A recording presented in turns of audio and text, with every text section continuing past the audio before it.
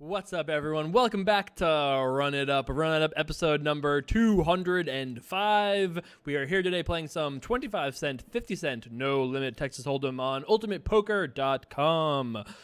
This is episode 3 from the same session. If you haven't seen the last 2 sessions yet, I really recommend you watch that. If, as this guy is asking, is this the Run It Up series? Yes, is the answer to your question, as he then re-raises me. Maybe I should have said no before he re-raises me. Anyway, if you haven't watched the last 2 episodes yet, you should go check that out. If at this point, I assume you either don't give a hoot or you already have.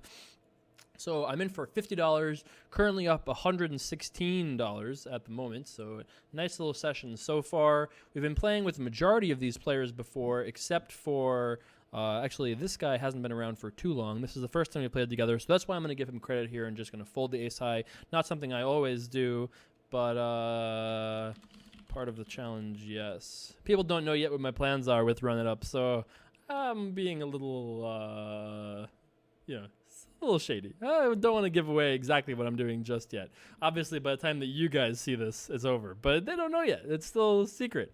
I'm just basically trying, as you guys know at this point, my plan was to try to record as many episodes as I could prior to my month-long travel insanity, so that you guys would have a consistent flow of episodes, because nobody likes Jones. Jonesing isn't fun for anyone. So hopefully you guys are liking the plan and the strategy, because I haven't got any feedback. So I'm kind of on the black rock, so to speak, on my own, hoping to land on the island that I've set out for. So hopefully you guys are enjoying it, but I've been enjoying it so far. Episode 5 so far. Feeling good. Pocket deuces here in the big blind against the limp and the limp. Let's see a flop. Dealer could raise, but I'm fine with just limping here or checking with exactly deuces. If I had like 4s or 5s, maybe I'd raise for value, but I think deuces is fine to play this way. We just basically say, am I going to make 3 deuces? If yes, continue. If no, fold. It's that simple. There you go. Yes, indeed.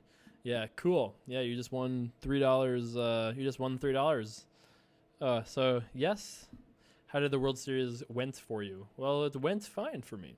As you guys know, as the true fans know, the World Series was fine. What do I say? Pretty good. It was pretty good. Pretty good. Pretty good. 5 cashers. That's true. I did have a record 5 cashers of the World Series this summer. I've tied for 4 twice with myself. Not that 5 cashers is like particularly amazing or anything, but and it's funny because 5 cashes for, like I said in the earlier video, 5 cashes for like a total sum of 20-something thousand, which was like a third of my buy-ins. So I lost like 50K at the Rio, in my own buy-ins at least, and then obviously balanced it out with making on paper, million change or whatever at Bellagio. So it's better to play. I had a better ROI at Bellagio, that's for sure. So he could play this hand, could call or raise. I think both are like marginally okay. But you know what? Discipline. That's what you have to do sometimes, boys. Sometimes you get dealt the 5-10 of spades and you just have to say, no thank you. It's not for me. This one, it's not for me. That's what we did there. I thought we could do it. Maybe we'd show the bell was happy for us. Maybe we'd show a profit, in the long run. Maybe it'd be close at least, kind of, sort of, maybe. I just said, no, thank you. I didn't feel it. I wasn't feeling it that time. Looks like we have a limp here from our friend with Magic 8 Ball, and Stop It in nurse outfit costume over there raises it up to 3x. I like that combination. The sexy, kind of too slutty nurse outfit with Stop It as the name. Stop it. Stop being such a slutty nurse. Come on. Nobody likes slutty nurses. Actually, I guess that's really not true. Probably the opposite, in fact. Everybody likes slutty nurses, truly. Over to Nicki Minaj in the small blind, who lets it go. Magic 8 Ball decides to peel. I think our hand would have been the best one, but unfortunately we did not get to see a flop with it, because I don't play hands like that, usually. You guys have seen me play plenty of hands like this, but not this time. Check here on the turn. I would venture to guess that this player has the best hand on the river, given that this player would have likely bet on the turn if he had something that was decent. Oh, looks like you know nothing, Jason Somerville. It doesn't work with all the syllables. You need way too many syllables. But I do know nothing, apparently, because I thought this player had nothing, and it looks like she probably has something. Unless it's just some sort of slutty nurse trick, some slutty nurse trickery over there where she makes something happen with the worst hand. Oh, I've got 6 cards, or rather 5 cards in a row. Yes, poker is hard. 2, 3, 4, yeah, 5 cards in a row. Kind of a cooler, but I think Planky B could let that one go over there because I don't think sexy nurses bluff shove rivers too often. It's just a thing. Don't accuse me of stereotyping too much, although you could. But in my experience, when the slutty nurse goes all in on the river over a bet, you're not... One pair is not taking it down. Slutty nurse taking those profits right back to the tables, back in action. Check to Mr. Fix-It. Oh, I bet the pot. Oh, do you? All right. Let's see how this works out for him. Tank. Where is the decision making? I mean, I guess this is kind of hard, but you know, if you have a hand, you call. If you don't, you fold. You know, there's not really a lot of decision making to be made in that particular exact spot. All right, come on, let's get some hands going here. Come on, let's get ready to go. I want to have this. This is going to be a powerful orbit for us. You know, let's just imagine it. You know, we'll just imagine it, and we'll just declare it, and it'll just happen, right? Isn't that how life works? Come on, let's have a powerful orbit here. I just want to win, however much money I have to win to be at $1,000. That's all I want. I want to be at I want to be at the 4-figure mark, and then that's it. That's all I really want in my life. So we were at 1,000, and then we have 847, 90. So we have to win 152.10. So we got to be at 202.10 for us to show a profit, or for us to be over 1,000. So we need to win like $40 more. Let's see if we can make that happen. Great start. Really strong start. You know, when you really envision something going well, it just happens like 90% of the time, right? So I'm really glad that happened here. And we will be folding. All right, raising the pot and taking it down. Easy decisions for us post-flop, at least. He did raise to 4x, which is something we haven't seen before. Shows us the ace-queen before he mucks. I think that was the best hand. Pretty confident in that one. All right, pretty good situation for us here. As you guys know, I love just calling in this spot, but against slutty nurses, I raise it up. And maybe did win that 50 cents there. I think against some players, most players, it's fine to limp there. But my entire small blind strategy, I've like developed and derived just to kind of be in a way where I feel like I'm actually not 100% because I don't have a database to like look at and say, yep, I've been in the small blind 400,000 times and I've lost or made money or whatever. You know, I don't have that sample to say that yet. But I feel like the strategy that I've devised in the small blind for my cash games prevents me from playing too many big pots out of the small blind. It is the worst position at the table. It is likely the spot that, you know, maybe between that and the big blind, there are 2 of the spots that are probably like the biggest losing spots for most people, as it should be because you're putting up dead money, obviously. So, you know, to me, the small blind conundrum was how, and I obviously did this the whole time when I was pondering it, but, you know, how do you play the small blind in such a way where you either show a profit or lose the least amount of money possible? And after a quite a large amount of that was the word I came up with, quite large enough. Yeah, after all the pondering I did, I hit no words whatsoever. But I thought about it a lot and came up with this small blind limping strategy that I've been using for the last year or two, and I feel like it's fine. I feel like I very rarely play huge pots out of the small blind, but I also feel like I very rarely play even like medium pots out of the small blind. I feel like I very often just win or lose small pots, which I think is better than doing other things that everybody else does. But for what it's worth, let's say poker was a land of salmon and minnows, and everybody basically just did what everybody else did, and it was a land of groupthink. It kind of is actually like that to some degree. But if everybody in your world, 99 out of 100 people are raising out of the small blind, and one person is limping out of the small blind, it's possible that that person who is limping is like the one person making a mistake and should be doing what everybody else is doing, or it's possible that that's where I'm making an edge and everybody else is doing something different. So I'm not sure which of those it is just yet, but I feel pretty confident in the last year and so of results that I've had with it, that I like it. And once in a while, we do still raise out of the blind when we think that our opponent in the big blind is going to either be kind of like the weak tight type, kind of just be the more straightforward type, the kind that we want to just raise so that we look a little bit stronger. We can do more things post-flop when we start with raise. All of these things that make me move like this and move my hands like, you guys know what this means. This is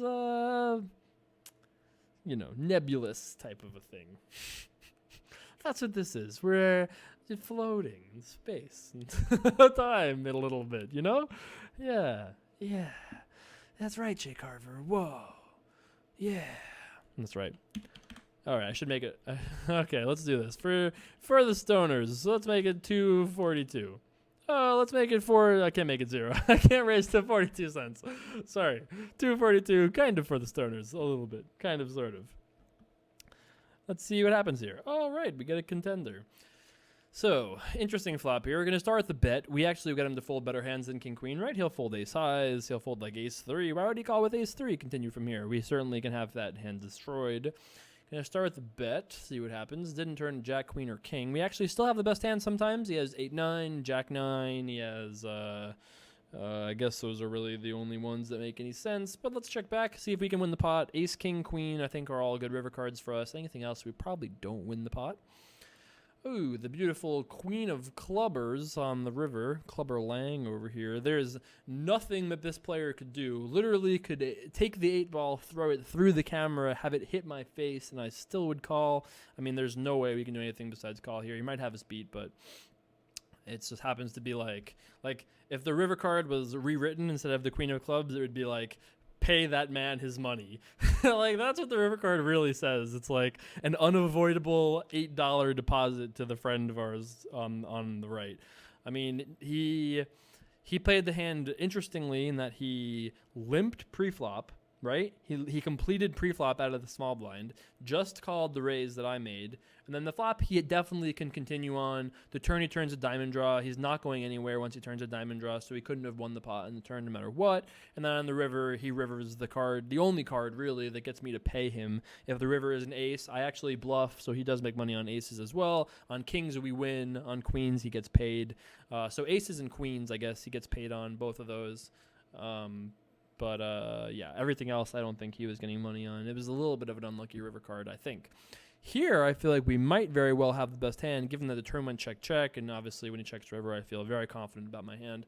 But I don't think betting makes a lot of sense on the river with that exact hand, because when you think about, let's say you're just getting started in poker. You're a baby velociraptor. You're just a little, come on then, come on. That's me. I'm John Hammond in this analogy. Come on then.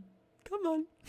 You're trying to break out of your shell. You want to run it up yourselves. You want to have all those dollars, and by dollars, I mean single dollars, in your treasure chest, right? That's you. You want to do all those things. Well, I would tell you that you want to very much always kind of think in terms of like, well, what am I going to do on this turn card? What am I going to do on this river card? What are my opponents going to do if I had this hand instead? And what are my opponents going to do in these situations? So, if you want to become that, full-grown velociraptor, which this is what this is, by the way. This is, yeah, that's right. If I only, there's definitely velociraptor there, yeah, for sure. I mean, that's clear. I don't know what else this could be. I mean, am I an alien? Also really cool if you want to be an alien instead. That's fine with me. I'm okay with that. I don't know how to spit venom, though. I don't know how to act that out, so that's harder. This is easy. This is clearly velociraptor, I think. Anyway, if that's what you want to be, I think an important thing for poker players that are getting started as far as, like, thinking about spots, we did talk about just thinking about comparatively. We've talked a lot this session about trying to think about how our opponents, trying to think about the storing information, trying to think about what our opponents have done in the past with various hands. So this opponent could very easily have us beat with pocket fives because he had ace queen the last time we saw him limp. So it's very possible that he has a hand like ace queen suited, pocket sevens, pocket eights right here and now. That being said, I still think this is fine to raise here because we get to usually buy position, end up being heads up, which is how pocket fives would prefer it. Our equity is highest two-handed, or we want it to be like eight-handed where we can try to flop a set. Pretty good flop for us, all things considered. Certainly going to start with a bet. I think $3, same exact bet size as we made last time, seems fine to me with when we had the king queen. If he continues, Interesting turn card here. So we know he could have ace queen, and I've played it pretty much exactly the same way. But I actually think we should bet here because A, there's a chance pocket fives are the best hand. He has a hand like king queen, king jack, and we check back, we give those hands free equity, and they could bluff us. There's a possibility that he has a hand better than pocket fives. Let's say he has pocket sixes, pocket sevens, pocket eights, pocket nines. Probably nothing better than that is folding if he has a 10 or pocket jacks through somehow. I don't think those hands are going to fold just yet. They're probably going to have to see one more street of betting before they fold. But I think that we, A, get hands that have just like equity against us that are not going to put money in the pot unless they improve or want to bluff. And we might make mistakes if they do bluff. So betting on turn prevents all that stuff from happening and being a real thing. We get him to fold better hands sometimes, pocket sixes, pocket nines, pocket eights, like I said, those kind of hands. Not very often, mind you, but sometimes. Once in a while, by betting on turn, we set up a bluff that can only be delivered successfully, that will only be successful by the river. Did he just flat call on the river with a full house? I believe he did. That's interesting. So flop went bet, call, and this guy has a set. So he just called on the flop with a set, turns middle boat, checks through, river, bet, just flat call. All right, then. When I make full houses, I like putting money in the pot. That's just me, though. In the pot. Similar to making trips, I like putting money in the pot as well. I think this is actually a cool spot to lead because if these players don't have aces or eights, they're not going to continue no matter what. I think checking is fine, actually. Maybe betting is... I was like, I love betting. And it's insta-fold. I mean, it's fine because I guess checking is a little bit better. It gives him a chance to bluff just for nothing. Gives him a chance to turn something. Turns a jack. He has 10-9. He has a little bit of equity that way. Do we just call here? No, I think we can raise. Even making it 150 might get big blind to fold. Getting it heads up is totally fine with me. Yeah, now we're playing a pot. Heads up. We're both putting in $1.50, 50 cents dead, or we just win $1. $1 earned right there. That's right. Stick that right in my pocket. That's right. You young velociraptors out there, got to be hunting for spots like that where you can maybe sometimes just win dollars, So I'm a little suspicious of this $20 limp here, so I'm afraid if we make it like 1 1/4. Also, he's been here the entire session, so he's seen me do some of those like fancy, weird little like 120 raises. So I think making it just a call here is like kind of protecting ourselves a little bit. Maybe we're giving up a little bit of equity in that, sometimes both these players see flops, and if he has like 9-5 offsuit, we want him to fold pre, not to see a flop when we have pocket fours, right? Because he's flipping with us if he has 9-5 offsuit. Not that that's exactly right because there's 4 players in the pot, but he's not making a mistake if he's calling pre-flop given our hand.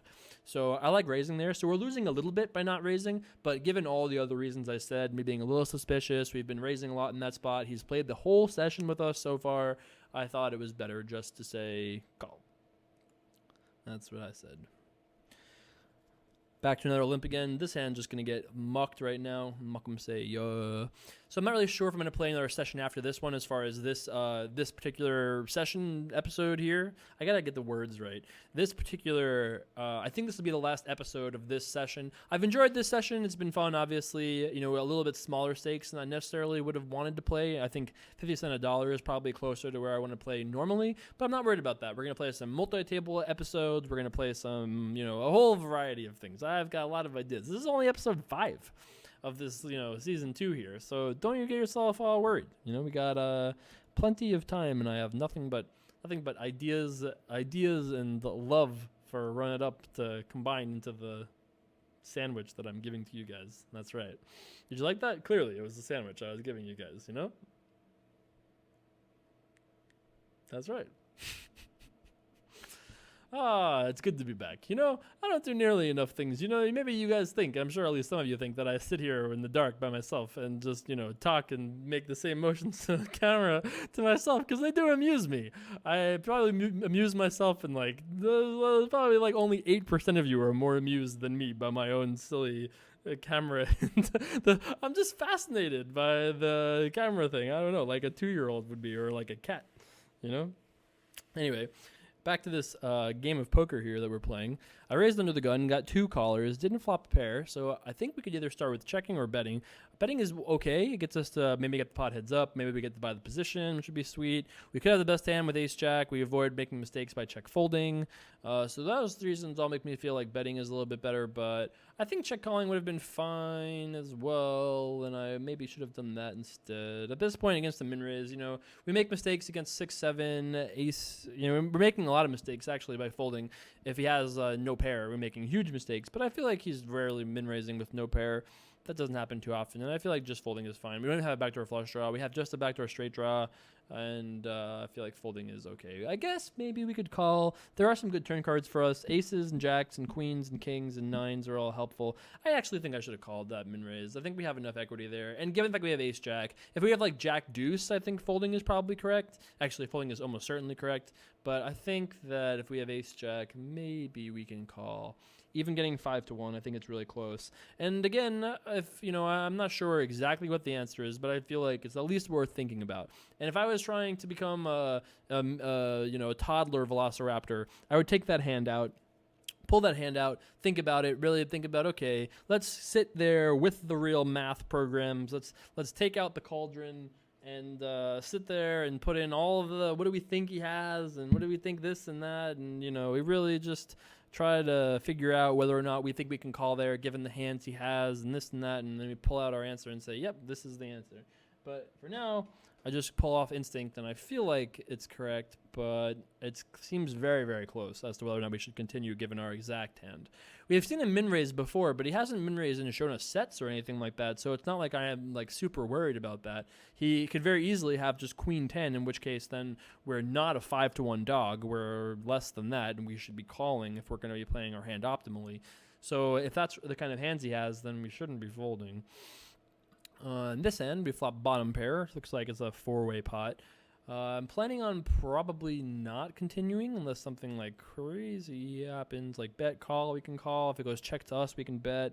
I guess there's some chances we can continue here, but like this situation is not really great for us because we can turn a 5 or a 4. That would be cool, but that for one doesn't even necessarily guarantee that we win the pot, and there's still that guy behind on top of that. We also make mistakes sometimes, like on this turn card, for instance. If this guy has queen jack and just bets twice, we're like, fold? Like, we make mistakes against his actual hand. So I think we make too many mistakes to call there.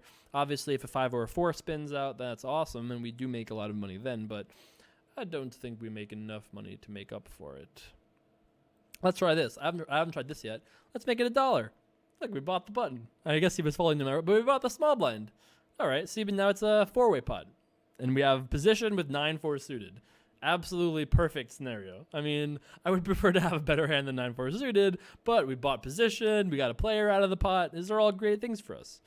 Now, I'm a little tempted to try to bluff this here. Or, obviously, I don't love this spot, but I don't think these guys have very much. And we do have a 3 straight. We have a 9 is probably good, possibly good.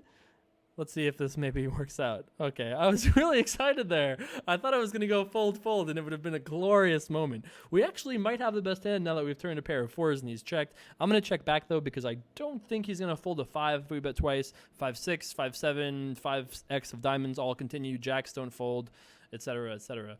If he bets now, I'm very seriously considering calling. And now he just checks. We actually probably win this pot. I mean, we lose to Jack X. I don't see any reason to bet, though. That's right. Pay me. That's right. That's right. The perfect 9-4 suited play. You guys didn't have faith in the 9-4 suited play, but I had never doubted. I never wavered. I was unwavering. That's right. Unwavering. Oh, little bell. Didn't even mean to hit it, but it's like a magnetic bell, Sometimes you just have to mash it. Can't help yourself. That hand's actually really interesting, and I don't think I like the pre-flop min-raise. First of all, this guy made some mistakes pre-flop and post-flop, I feel like, as well. Do you guys remember? I'm gonna miscite the hand, so I don't want to talk about the hand. But think about how differently this would have went if I had played this guy's hand instead, right? So it goes Mr. Fix-It limps, who's now left the table. So this guy limps over here, and then it goes to this guy who has ace queen of clubs, and he just calls. And then it goes to me, and I min-raise. And and then it goes call to him. Not only is the first spot, in my opinion, a pretty clear spot where you can raise and just attack the first limper, but when it goes min raise, which is like, what are you doing over there, guy? And that's me, obviously. Like, it's like, what is this guy doing? He's done these small raises before. He's shown down some clowny hands, which we have to remember, by the way, that we've shown down 9-4 suited after min raising a limp pre. So we're gonna have to be aware of that for the rest of the session. But now it comes back to you, and there's $4 in the pot. You have ace queen suited. You're so likely to have great equity. You're either going to be in first place or second place pre-flop. You're probably able to get whoever is in first place to fold if you're in second place, because it's very unlikely that anybody has anything besides like nines at best, right? Anyway, well, let's say that a gust of wind bursts through and your magnetic mouse makes you click the call button, and so you just see a flop for $4, so you just call. And then the flop comes comes Jack 5-3 with 2 clubs, so you flop 2 overcards, nut flush draw, backdoor straight draw. You flop an awesome flop, and it checks to me, and I bet 175, and again, you just call. Now, we know this guy is very passive. He just called with a full house, so none of this like shocks me that he played the hand this way. But on the flop, he has an opportunity just to check raise and get me to fold my hand like 9-4, which, not that he's so worried about letting my 9-4 of spades see a free turn card there, and he did get kind of unlucky that I turned a pair. But, with all the other hands I show up with there, like if I fold hands like pocket sixes, that's so good for him. If he check raises there and I fold pocket sevens, that's so good for him, because we're 50-50. I'm actually a small underdog with the exact hands in that case, but it's still so good for him because instead of him having to beat me and make his 50% into an actual hand, I just fold and he just wins. So that's his opportunity right then and there. Put a lot of pressure on me. He actually gets his money in good very often against the smaller pairs because he has 2 overcards, nut flush draw, and backdoor straight draw. He's probably like 60-something% against any reasonable set of hands anyway. So he actually wants to get money in there. Never mind the fact that he actually gets better hands to fold. So I think he could have turned the heat on that hand and easily won that pot in several different spots, if not, Anyway, can't make Magic 8 Balls do what you want. They do what they want. That's the whole gimmick, isn't it? I think it is. So it doesn't look like we've made a lot of headway towards our $202 goal. Would have put us at 4 figures. But you know what? Whatever. We're repositioning ourselves very well. Just like Ronda Rousey style. We've got our hip in place. We've got the... I don't want to say judo words and be wrong. So we've got the good grip. we've got the underhand. We've got the underhooks. We're ready to go. We're not quite there though. We're gonna have to take our next session to do it. I've got very exciting news. This is the last. I don't know. Maybe we'll do one more episode for this session because we haven't quite got there yet. I don't know. We'll have to see. We've got like an orbit left to decide as to whether we're going to play another orbit or another session at this table. It seems fine. I don't think the game is as good as it was when we first started playing this session. There were a bunch more guys here who were a little bit more splashy. This guy doesn't seem to be like a Tom Dwan type or anything like that, but he's not exactly giving away money either with the style he's playing. It does provide us with opportunities for profit when he plays as tight as he plays, but there's not a lot of like fun opportunities for profit because it's like taking sandpaper and grinding off like nickels off of a wall or something. It's grinding. You're okay. I actually don't hate that analogy for as nonsensical as it is. But yeah, you're taking sandpaper and like trying to grind nickels that are stuck to a wall. You can do it and make money, I guess. But it's not particularly fun either. Anyway, we'll play for the rest of this orbit and see how we feel about that. Might wrap it up and call this session a session and just start fresh, new session with tomorrow. But we'll have to see, I guess, how it goes. We'll have to see. This hand went min bet, raise, call, check. Now flush hits on river. You'd like to think that one of these players has 5 blue cards. It seems like the most likely contender is the small blind. We'll have to see. Trade Henry takes it down. Last orbit here. For the fans, let's do it. Let's try to win some money here. Remember that time we declared we were going to like crush an orbit and made like $0? That was fun. Let's see, a flop here with King 9 offsuit could easily be the best hand. King 9 is a very strong hand pre-flop. Gonna start with the check. Would have not folded. Now that we've turned 5 cards in a row, certainly not gonna be doing any folding here. Gonna start with the lead. He's gonna call with a whole bunch of hands. If he folds, he just has nothing. We were not gonna get paid here no matter what we did. But gonna start with the bet. If he raised, I would just call because he actually could have ace king there every once in a while. And the hands he raises there are either hands that we have like way crushed, or he has us destroyed. So I think calling would make sense. In actuality, none of that had to actually happen. But again, we were talking about this earlier. If you're a baby velociraptor out there, it's always good to say, what am I going to do if this happens? Or what am I going to do if this happens? Or what am I going to do when this happens? Not only does it make the game move faster, but it just helps to constantly put yourself in the shoes of your opponents, or, you know, gives yourself a feel for what am I going to do if this guy min raises? You know, I'm going to call for sure. You have a great hand, top pair, backdoor flush draw, etc. Not as good as if he made it like 4, because then this guy ends up folding, but, you know, whatever, I guess. Like, him being in this pot makes me feel kind of uncomfortable. If it was heads up, I would be very comfortable and think I'd have the best hand. But because he exists, I feel a little bit not sure how this is going to go for us. So I can't fold yet. I'm concerned. And I'm uncomfortable. It's 2002 all over again. I'm going to call. Those are junior high school years, I guess. High school years. Okay, yeah. That's what I was aiming for. So, gonna call here one more time. The 5 of hearts might be, if I had to pick a river card out of the deck and say, this is a card that's a fair card. Doesn't really help me very much, but is a fair card. I'd pick the 5 of hearts. Surely. No. I thought we were going to win that one, but it makes sense. Actually makes perfect sense. He min-raised with what he thought was the best hand, bet on turn with what he thought was the best hand, and on the river he was a bit of a nit, but I don't think it's like an unbelievable nit check. Like, the full house call is way nittier than that one. Is there anything else interesting about that? Did he min-raise that hand pre-flop? Did he call with it? Yeah, he just limped with that king 8 offsuit pre-flop. That's why you limp with the king 8 offsuit. That's right. Hooked end. That was a very bad hook. First of all, I missed my mouth, which was kind of intentional because, you know, I don't know about the hands thing. But, you know, then I don't know. Yeah. Anyway, we'll work on that for next time. Let's, you know, by the end of season 2, we'll get the hook maneuver in place. Don't worry.